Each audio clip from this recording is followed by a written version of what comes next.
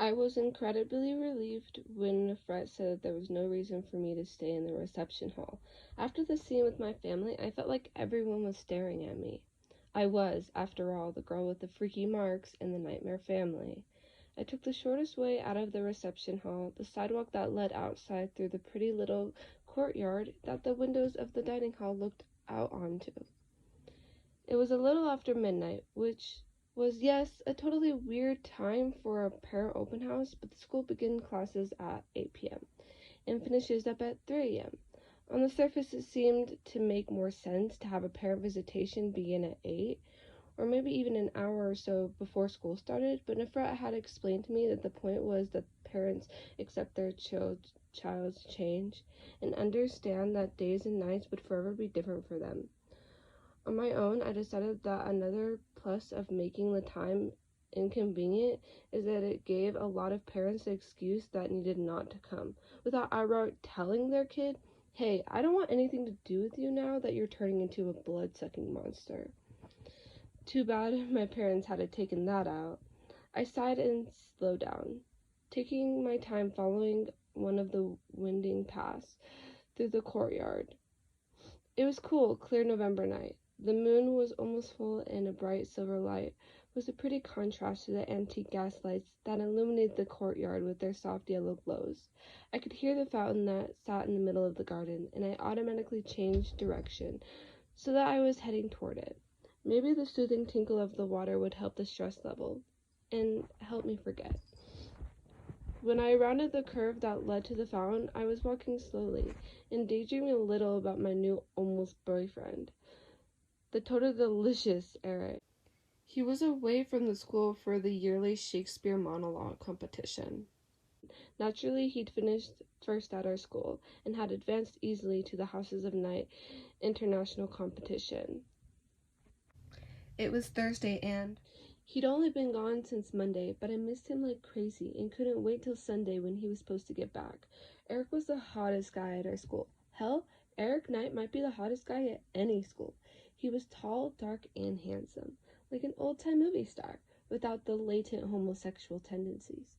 He was also incredibly talented. Someday soon, he was going to join the rank of other vamp movie stars like Matthew McConaughey, James Franco, Jake Gyllenhaal, and Hugh Jackman, who is totally gorgeous for an old guy. Plus, Eric was truly a nice guy, which only added to his hotness. So I'll admit to being preoccupied with visions of Eric as Tristan and me as Iolda. Only our passionate love story would have a happy ending, and didn't notice that there were other people in the courtyard until Ray's male voice shocked me with how mean and disgusted it sounded. You are one disappointment after another, Aphrodite. I froze. Aphrodite? It was bad enough that your getting marked meant that you couldn't go to the Chatham Hall, especially after everything I did to make sure you were accepted, said a woman in a brittle, cold voice. Mother, I know. I said I was sorry. Okay, I should leave. I should turn around and walk quickly and quietly out of the courtyard. Aphrodite was probably my least favorite person at school. Actually, Aphrodite was probably my least favorite person anywhere. But purposely listening is on the clearly an ugly scene with her parents was just wrong. So I tiptoed to a few feet off the path where I could hide more easily behind a big ornamental bush and have a decent view of what was going on. Aphrodite was sitting on the stone bench closest to the fountain. Her parents were standing in front of her. Well, her mom was standing, her dad was pacing. Man, her parents were really pretty people. Her dad was tall and handsome, the kind of guy who kept in shape, kept all of his hair, and had really good teeth. He was dressed in a dark suit and looked like it cost $1 zillion. He also looked weirdly familiar, and I was sure I'd seen him on TV or something. Her mom was totally gorgeous. I mean, Aphrodite was blonde and perfect looking, and her mom was an older, richly dressed, well-groomed version of her. Her sweater was obviously cashmere, and her pearls were long and real. Every time she gestured with her hands, The gigantic pear-shaped diamond on her ring finger flashed a light as cold and beautiful as her voice. "Have you forgotten that your father is the mayor of Tulsa?" Aphrodite's mom snapped viciously. No, of course not, Mother." Her mom didn't seem to hear her. Spinning a decent slant on the fact that you were here instead of the East Coast preparing for Harvard was difficult enough, but we consoled ourselves with the fact that vampires can attain money and power and success, and we expected you to excel in this. She paused and grimaced distastefully. "Rather unusual venue. And now we hear that you're no longer leader of the Dark Daughters and have been ejected from High Priestess training, which makes you no different than any other riffraff at this wretched school." Aphrodite's mother hesitated, as if she needed to calm herself down before continuing. When she spoke again, I had to strain to hear her hissing whisper, "Your behavior is unacceptable." "As usual, you disappoint us," her father repeated. "You already said that, Dad," Aphrodite said, sounding like her usual smart-ass self. Like a striking snake, her mom slapped Aphrodite across her face so hard that the crack of skin against skin made me jump and wince. I expected Aphrodite to leap off the bench and go after her mom's throat. Please, we don't call her Hag from Hell for nothing. But she didn't. She just pressed her own palm against her cheek and bowed her head. "Do not cry. I have told you before, tears mean weakness. At least to do this one thing right and don't cry," her mom snapped. Slowly, Aphrodite raised her head and took her hand from her cheek. "I didn't mean to disappoint you, Mother. I'm really sorry." "Saying you're sorry doesn't fix anything," her mom said. "What we want to know is what you're going to do about getting your position back." In the shadows, I held my breath. I can't do anything about it," Aphrodite said, sounding hopeless and subtly very young. "I messed up. Neferat caught me. She took the Dark Daughters away from me and gave them to someone else. I think she's even considering transferring me to a different house of night completely." "We already know that." Her mom raised her voice, clipping her words so that they seemed to be made of ice. "We talked with Neferat before we saw you. She was going to transfer you to another school, but we interceded. You will remain at this school. We also tried to reason with her about giving you your position back, after perhaps some period of restriction or detention." "Oh, Mother, you didn't." Aphrodite sounded horrified, and I couldn't blame her. I could only imagine the impression these cold, pretending to be perfect parents made on our High Priestess. If Aphrodite had ever had even the slightest chance of getting back in Neferat's favor, her creepy parents had probably ruined it for her. "Of course we did.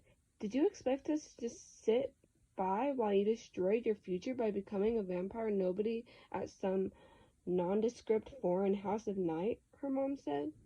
"More than you have already," her dad added.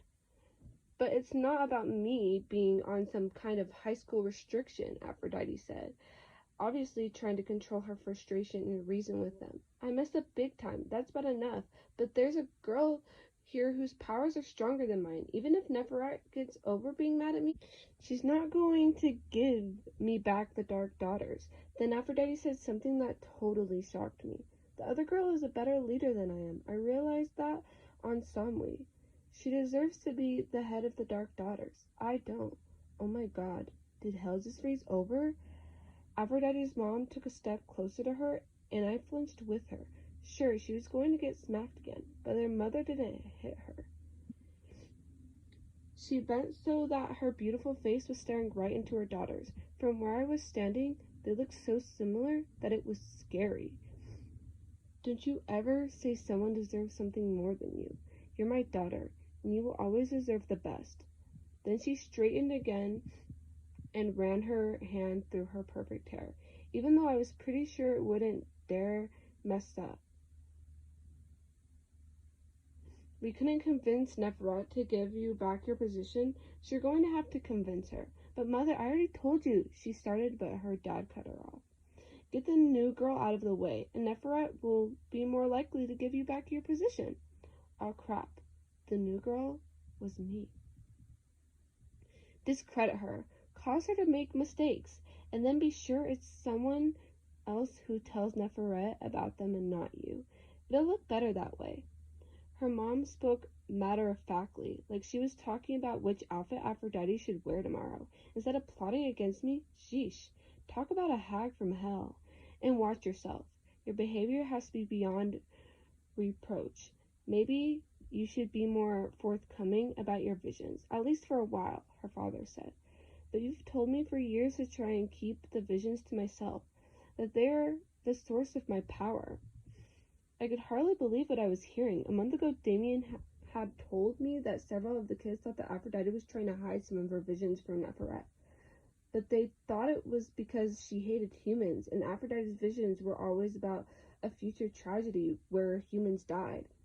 When she shared her visions with Neferet, the high priestess was almost always able to stop the tragedy from happening and save lives.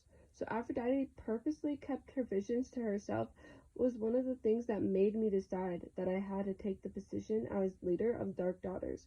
I'm not power hungry. I didn't really want the position. Hell, I still wasn't sure what to do with it. I just know that Aphrodite was bad news, and that I had to do something to stop her.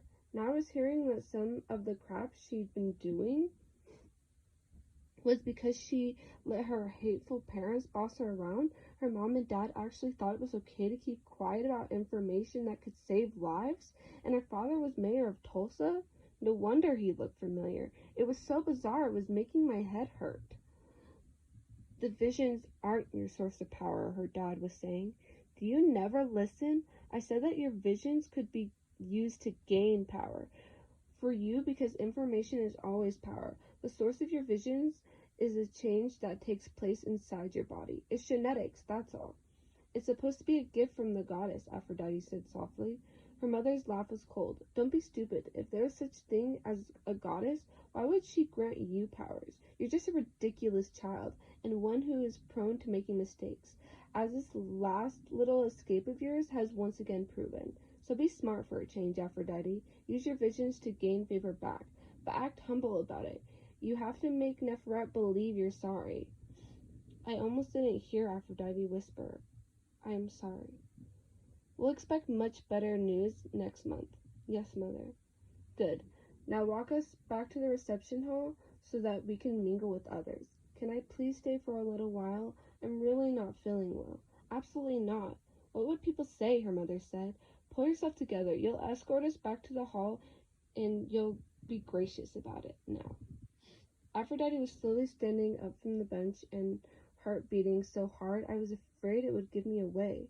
I hurried back down the path till I came to the fork that would take me to the courtyard. Then I practically ran from the garden. I thought about what I'd overheard all the way back to the dorm. I believed that I had nightmare parents, but they were like the Brady Bunch mom and dad. Hello, I watch Nickelodeon reruns like everyone else. Compared to Aphrodite's hateful, power-free parents, much as I hated to admit it, what I saw tonight made me understand why Aphrodite acted like she did. I mean, what would I be like if I hadn't had Grandma Redbird to love me and support me and help me grow a backbone these past 3 years? And that was something else, too. My mom had been normal. Sure, she'd been stressed out and overworked, but she'd been normal for the first 13 of my almost 17 years of life. It was only after she married John that she changed.